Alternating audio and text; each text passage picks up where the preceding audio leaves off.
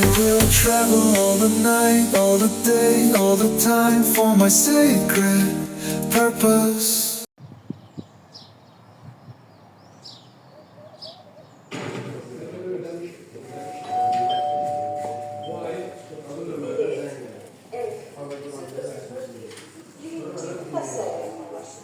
But in the Azerbaijani language, they use the Arabic word salam because they're Muslim, majority Muslim. They say salam to each other. Sometimes they say assalamu alaikum, like other Muslims do, like Arabs do. But they don't respond with wa alaikum assalam. They just respond with assalamu alaikum. Or they just say salam, but they don't pronounce it that way.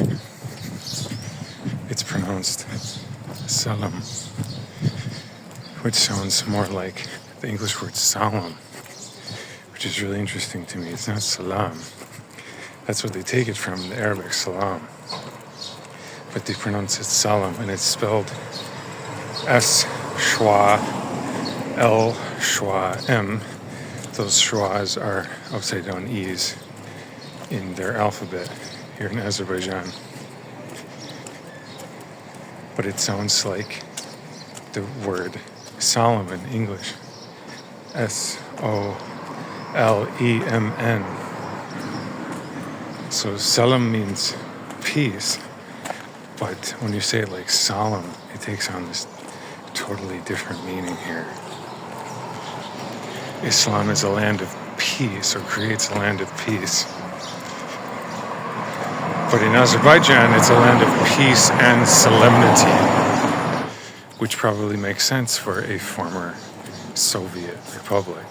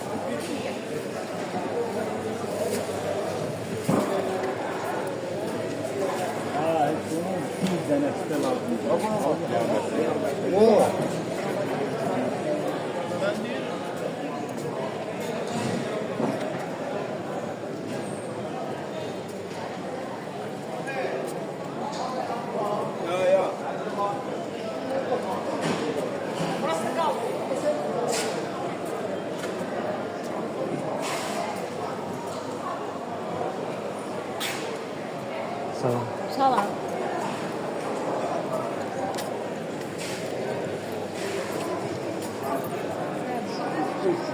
Yes, yes.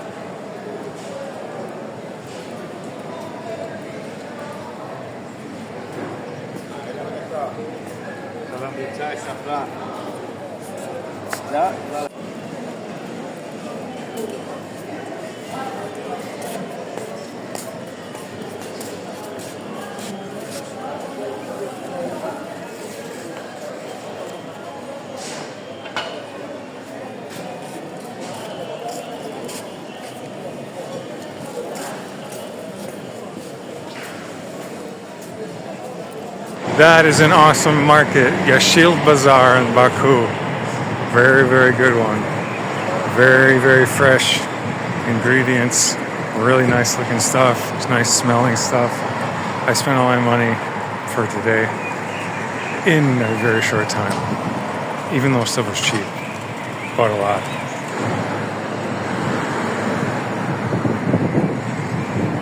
My money's flying out my hands to each and every continent. Yeah.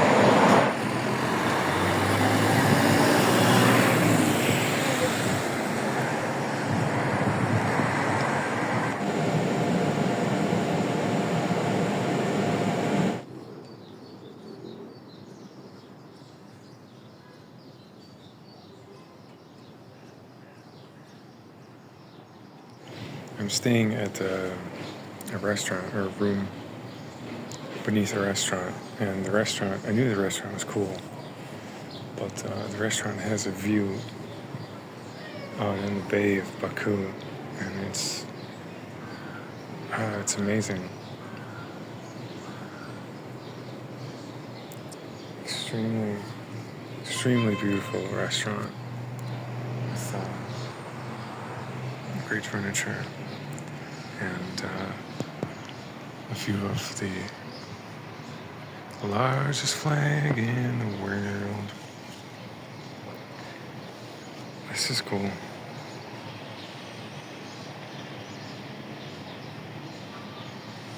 I've really seen some things since I left the United States a year and a half ago.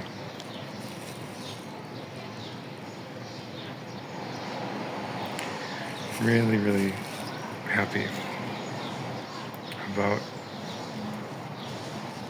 how so many things have gone.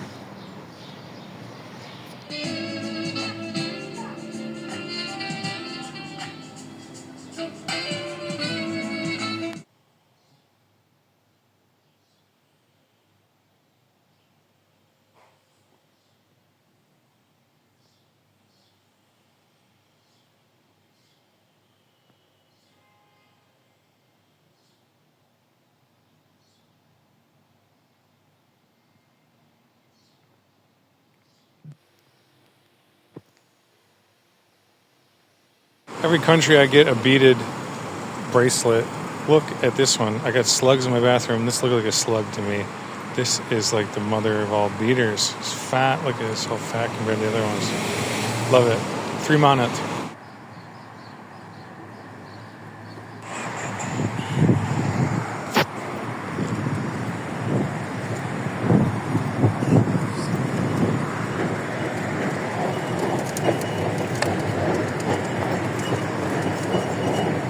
Hello. My eye has been taken by the stress of constipation and weightlifting, but we'll say the stress of the fires of Azerbaijan. Azerbaijan. Can't remember if I said this, but Azerbaijan language is actually like Ottoman Turkish.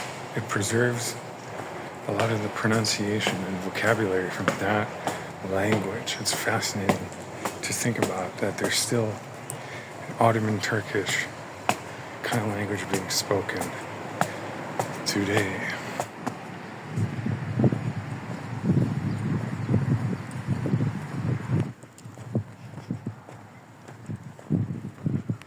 I'm just trying to touch the Caspian Sea today.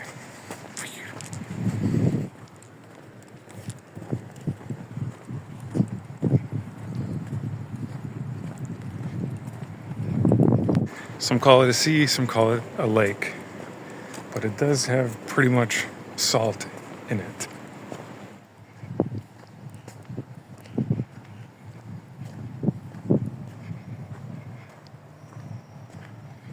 Look at this recycling fish.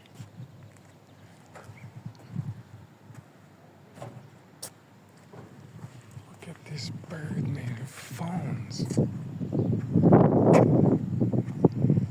Wow. That's really cool.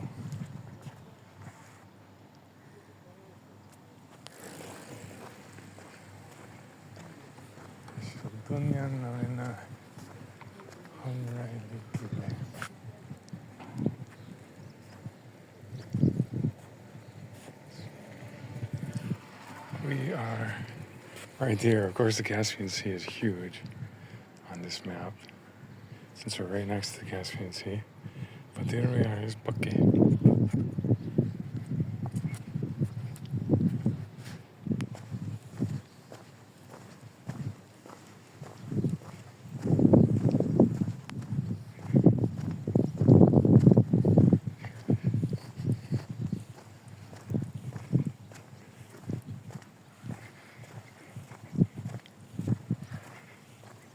I need to get down there to touch that radioactive salt water. Blair? Blair.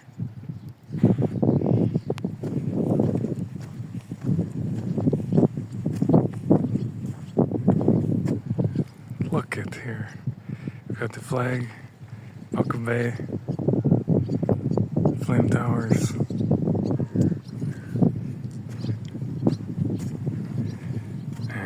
Bunch of polary stuff. Come on.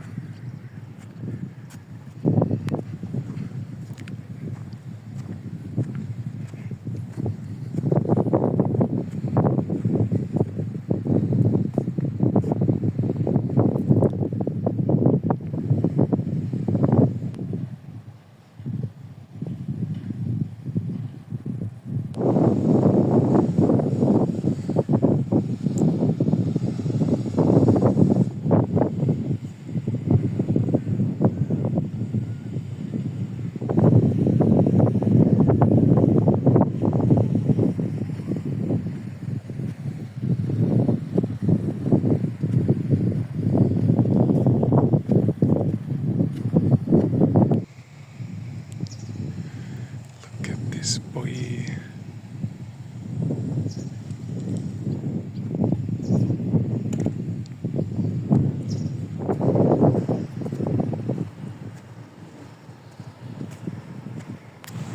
I still haven't touched the sea.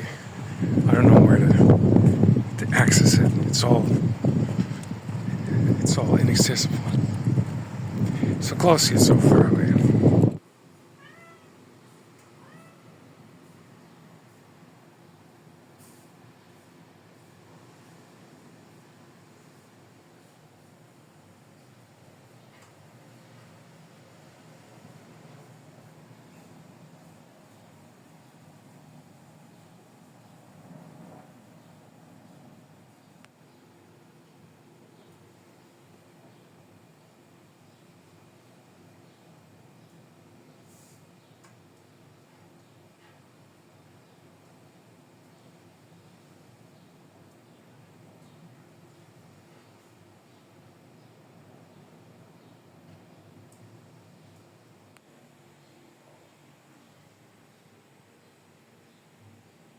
In the news just an hour ago, it seems that Israel is bombing Tehran. Tehran is just south of here in Iran.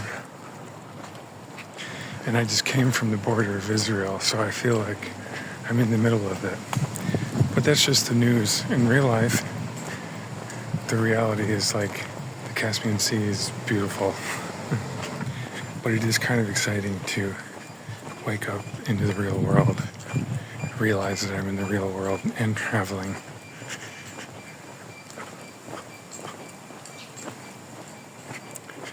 I was working on game development, living in a paracosm the past day, and it was awesome.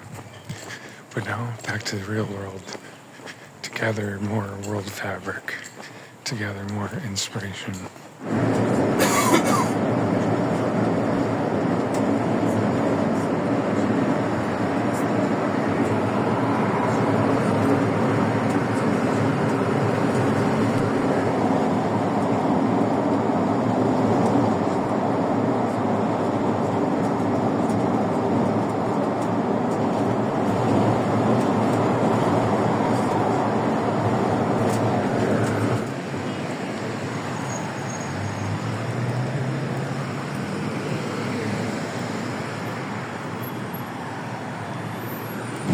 What the fuck kind of a building is that? Very iconic Baku architecture.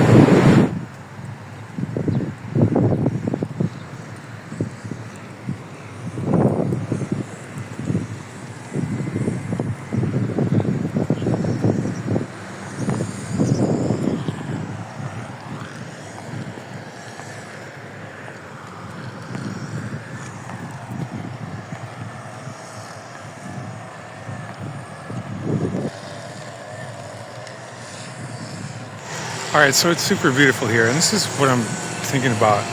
Having just come from Jordan on the border of Israel, and now I'm being in Baku, Azerbaijan, just north of Tehran. It's not just north of Tehran, but it's basically geo-positioned just north of Tehran. Look at a map, you know what I mean. And anyway, so like, okay,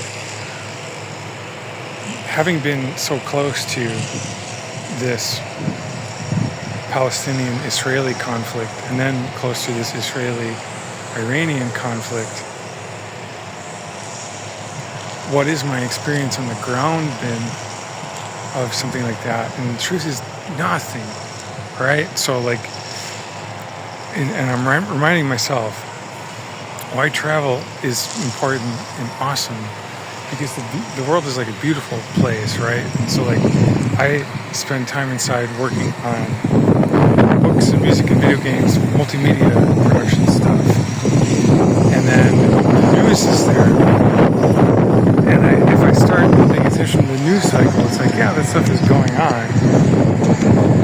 But also the amount of the world that's not dominated by war and conflict and explosions. It's just like vastly, vastly more. And that can be forgotten very quickly if you're at home or inside. And then the news gets at you. The news gets into your feed. And it can make you feel very fearful very fast. But then it's like, go outside. And the world is just like beautiful again. There were some dudes fighting, arguing a little bit at the market. Over some avocados or something, kind of pricey. I don't know what they're fighting over, some kind of fruit or vegetable. But other than that, it's just a gorgeous, gorgeous world. And I'm close to this, at least two-front Israeli conflict now, geographically, and I'm not feeling it. I'm not feeling that when I go outside. I'm feeling the vitamin D from the sun, from this amazing universe that God has created. If we're going to fight over God, let's talk about that. Back to the solar power, back to the power of the sun that melted my face in the north. Anyway, it's a beautiful day here in Baku, and that's what's really going on.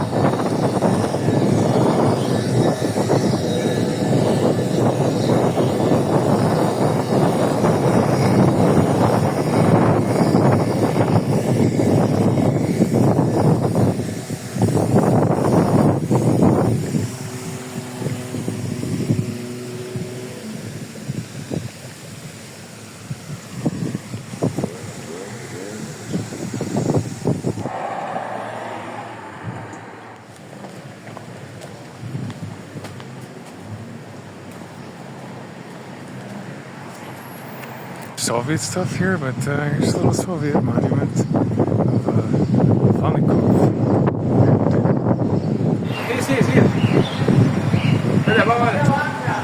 Chikan, chikan. No. Okay.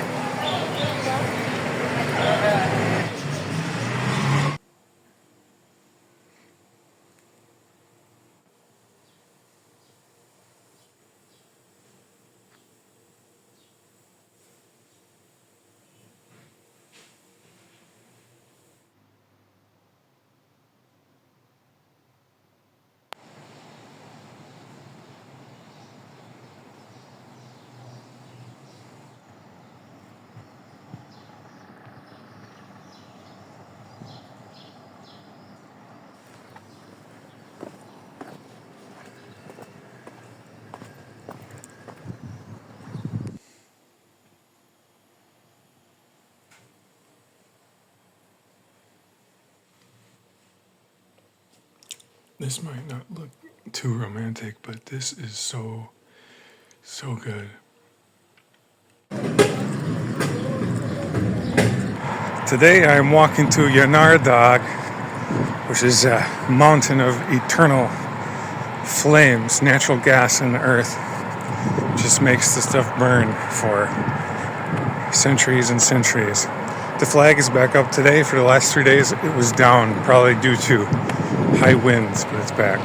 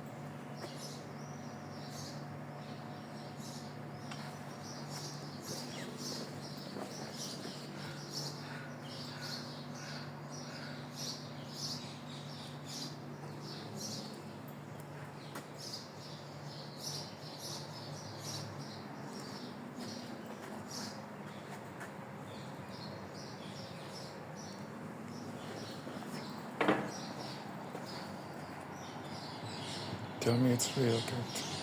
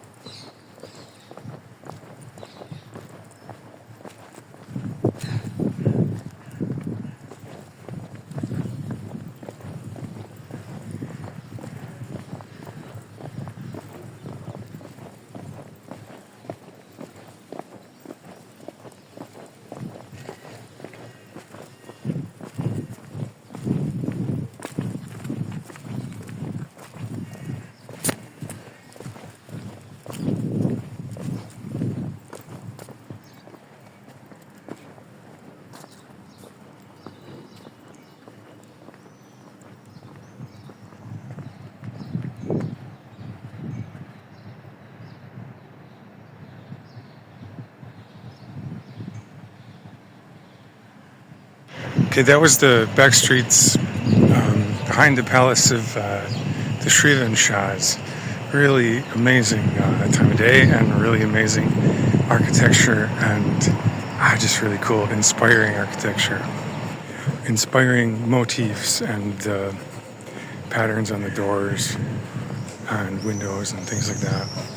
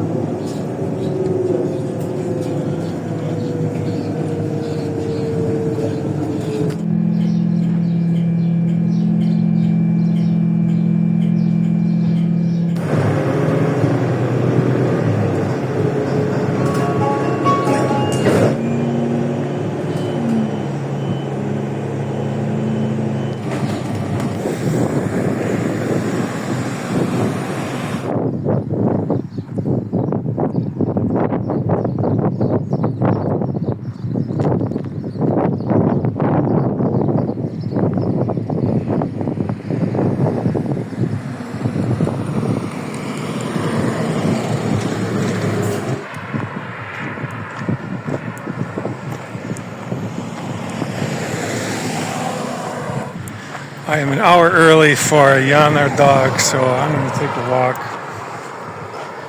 There's a great view of the town over here. It's very windy, per usual, for Baku.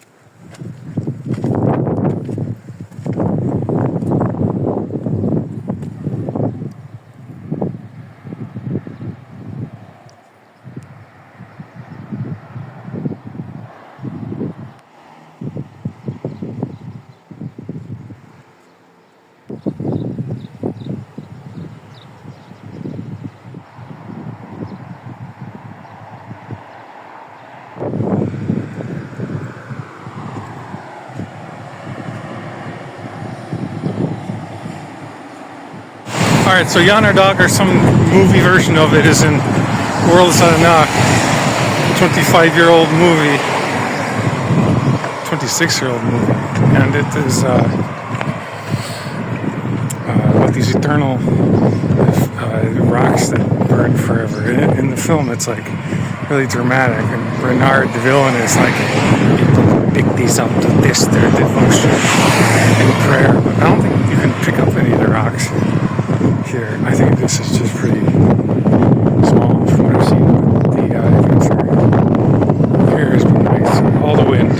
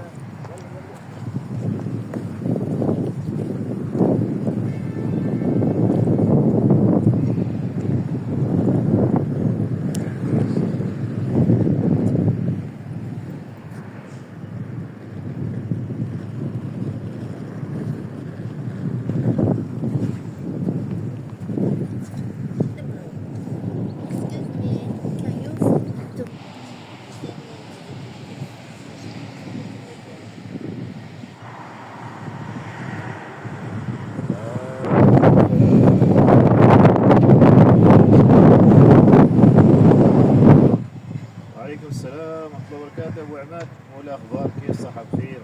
الأولاد والشايب والأخوان طيبين؟ ربي يعافيك، حياك الله ويوفقك.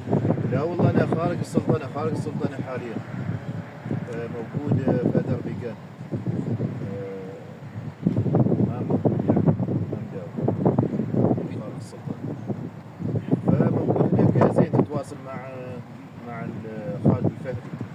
تتواصل مع خالد الفهري. That's it. That's the fire mountain. The fires that never die.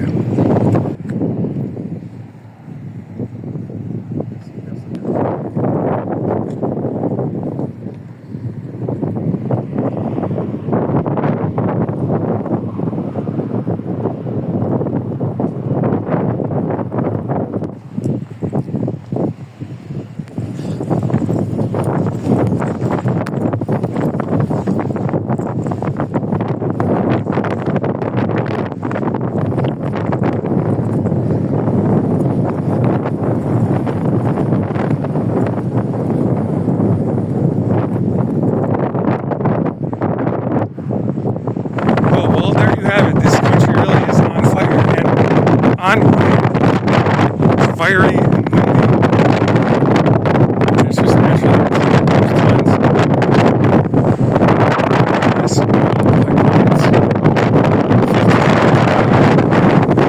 oh yeah, the world's wind, Jesus. Yeah.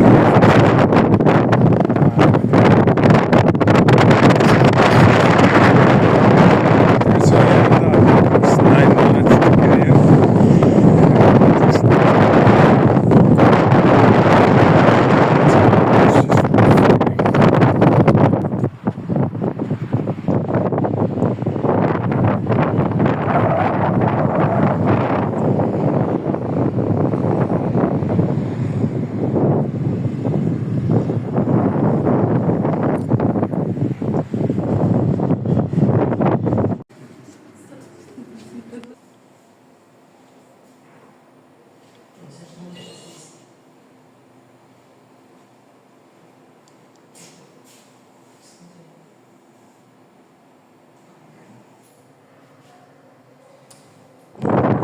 Dog. There are a few horses. Here's another dog.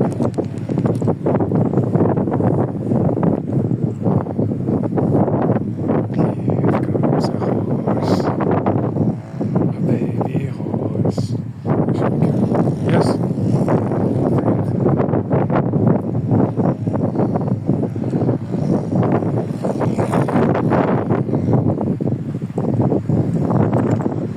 I didn't get my ass beat by a horse in Albania. I'm about to get my ass beat by a horse in Azerbaijan. Holy shit. We have plans to go to Kazakhstan. I just read something that Kyrgyzstan might have a U.S. travel ban. Let's see what it affects. Kazakhstan. Inshallah. Eat some horses, but these ones I'm not going to eat. In Azerbaijan, I'm not a horse eater.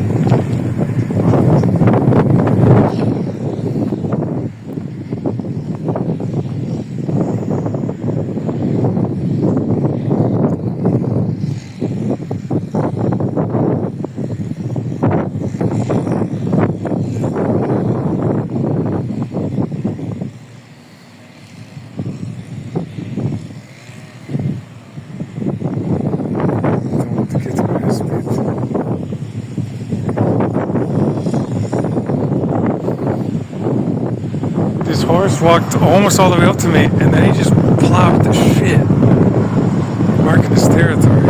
The other two horses are connected to the line. They're still free. Shit. I'm supposed to take a bus right here, but this horse is... Holy shit. At first he looked kind. I was like, I'm gonna let him walk over to me. And then he plopped the shit. And now I'm thinking that he is marking defending territory. Where do I go on the bus here?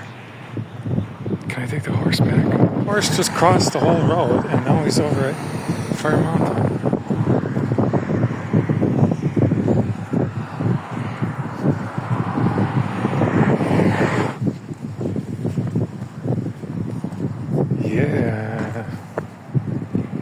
horse has entered the Yanar Dağ. Holy shit. Check this out.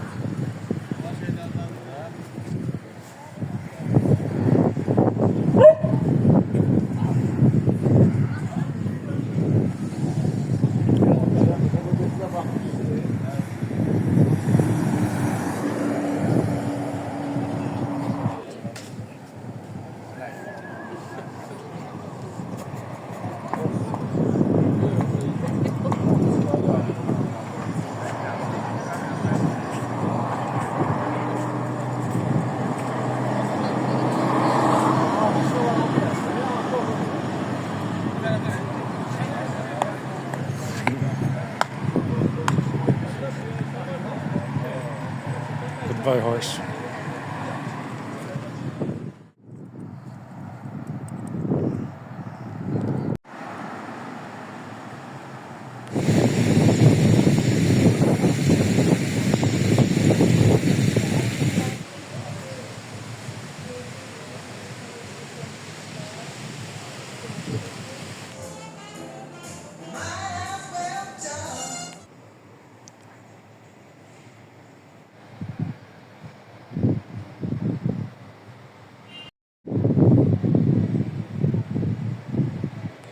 Baku is a really great city here in the center of the world. I watched a video on Iran explaining Iran's place within the war between the East and the West, between Europe and the United States on one hand and China on the other. And talked about Iran is the middle of the world, and that's why it is a battlefield right now in the present day. When I'm filming this, there's a new hot war between Israel and Iran. However, Azerbaijan and Baku is just north of Iran. I really don't see any sign of that sort of thing happening here. The news story is not the reality. And I was in Jordan last, and it wasn't really the reality there either. It was just right next to Jerusalem, and it wasn't really the reality either. So I hope nothing bad happens to the city of Baku, although it's had a long history of regime change and different people owning this territory. And at one point, the Soviet Union destroyed a bunch of religious sites, including the most famous mosque in this city, and it was just rebuilt in 1990. But it was destroyed by the Soviet Union before that, before they reformed that policy of religious destruction. But it certainly is, the Caucasus in general just seemed like this perfect middle part of the world for me. And Central Asia is where I'll go next, inshallah. And it's it's on deck to have it shot, to see how I think of that place. But it's really got a hard act to follow in the Caucasus. I'm really glad that I was able to come back and see this third country out of the three that exists totally within the Caucasus region. And I'm really impressed again and comforted by the weather despite it being the opposite end of the calendar. It's June here and extremely comfortable in the Caucasus. And this is really a hidden gem in the world. And the opportunities here seem really high. The arbitrage, it seems very nice for all sorts of people. And there's not a lot of like beggars at all. So even though there's economic disparity between those with the oil money here and those who don't have it, there's not a lot of regions here that seem impoverished to the point of desperation.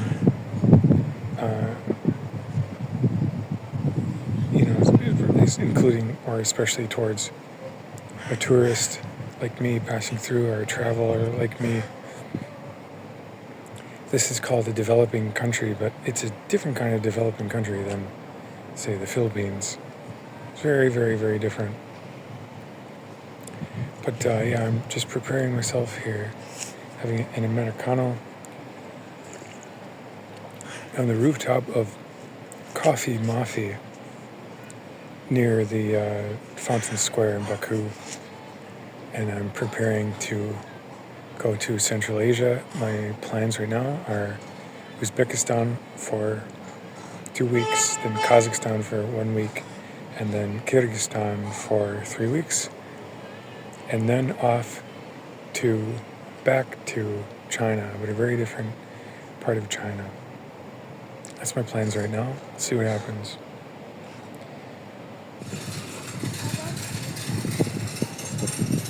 This is so cool to be able to travel. I really love my life. And I just love this. This is great. It's great to be outside. Sunlight. I got some coffee. A lot of good factors. The air is nice here. It's windy in Baku and the air is good quality. So what's blowing into your face, blowing into your lungs is not bad. It's good. I don't often speak with the dialect of the place that I came from. The phonemes in my mouth have been changed a little bit. I think of it as interlingua. I think what I'm trying to do is optimize the phonology mechanically in my mouth to be able to pronounce things in any language. I don't really speak a lot of languages, but I learn them slowly. And I want to optimize, since I say very little, I want to optimize what I'm saying to make sense the first time, whether I'm saying it in Chinese or Turkish or Japanese or Albanian or whatever.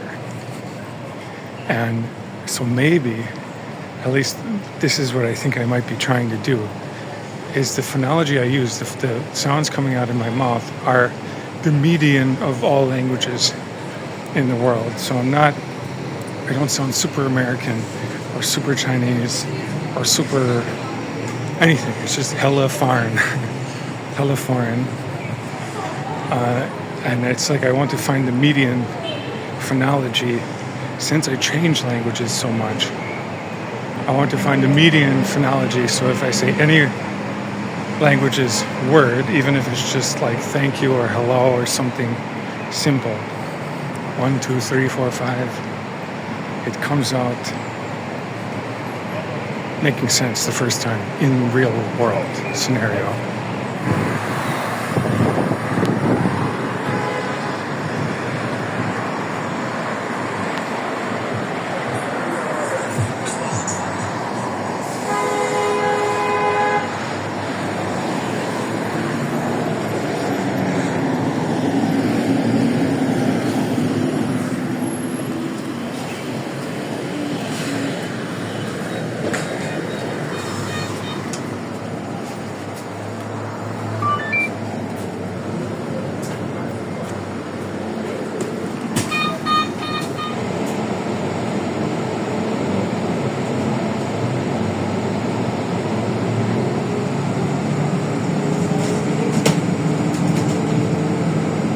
One thing that happens in the Caucasus at stores when you buy something, you pass money, you have to put it, you can't just hand the money to somebody. You have to put it in an intermediate location, like the surface between you on the counter.